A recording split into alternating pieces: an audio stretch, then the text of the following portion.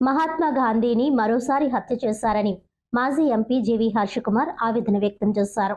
రాజమండ్రిలో మాజీ MP GV Harsha Kumar media ప్రతినిధుల సమావేశంలో మాట్లాడుతూ జాతీయ భద్రత కోసం, జాతీయ ఆహార భద్రత కోసం కాంగ్రెస్ పార్టీ పాలనలో ఎన్నో పటిష్టమైన చట్టాలు రూపొందించిందని అన్నారు. అలాంటి చట్టాలను అమలు చేయడం మానేసి బీజేపీ పాలకులు చట్టాలకు పేర్లు మార్చడం సమంజసంగా లేదన్నారు. జాతీయ ఉపాధి హామీ కార్యక్రమాన్ని అమలు చేయడంలో కానీ, పేదల ఖాతాలో సొమ్ములు వేయడం కానీ బీజేపీ పాలనలో లేదన్నారు. ఇప్పటి వరకు ఓ మంచి చట్టాన్ని కూడా రూపొందించలేకపోయిందన్నారు. మహాత్మా గాంధీ పేరును ఎందుకు మార్చాల్సి వచ్చిందని ఆగ్రహం వ్యక్తం చేశారు. మరోసారి మహాత్ముడి హత్య చేశారని ఆవేదన వ్యక్తం చేశారు. పేదల భూములను ప్రైవేట్ వ్యక్తులకు 99 పైసలకే ధారాదత్తం చేయడం సమంజసం కాదని తీవ్ర స్థాయిలో మండిపడ్డారు. పోలవరం ప్రాజెక్టును సందర్శన లేకుండా నిషేధాజ్ఞలు ఏమిటని ప్రశ్నించారు.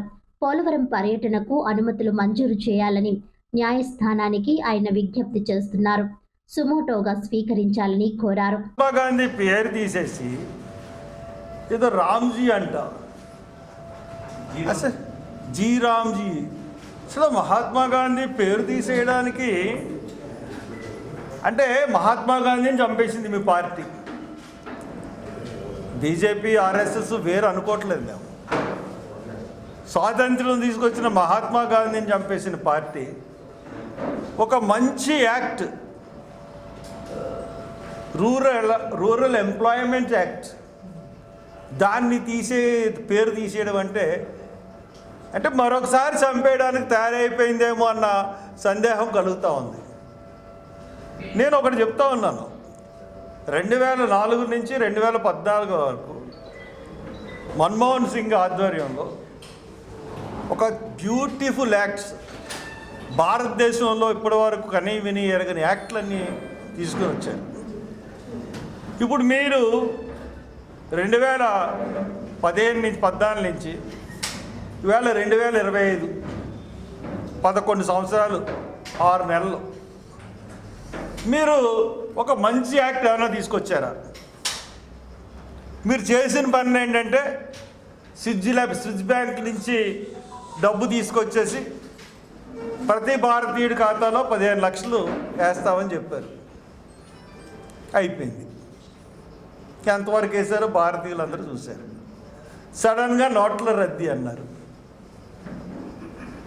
తర్వాత కార్పొరేట్లకి యూపీఏ గవర్నమెంట్ రైతులకి 70,000 వరకు 70,000 రైతుల వరకు 2 లక్షల రూపాయలు రుణాలు మాఫీ చేస్తే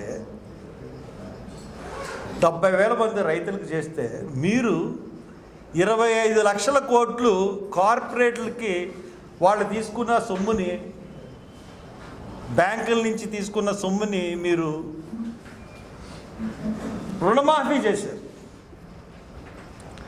అంటే ప్రజలు మీరు ఏంటంటే ఓట్లు చేసి గెలుస్తున్నారు తప్పితే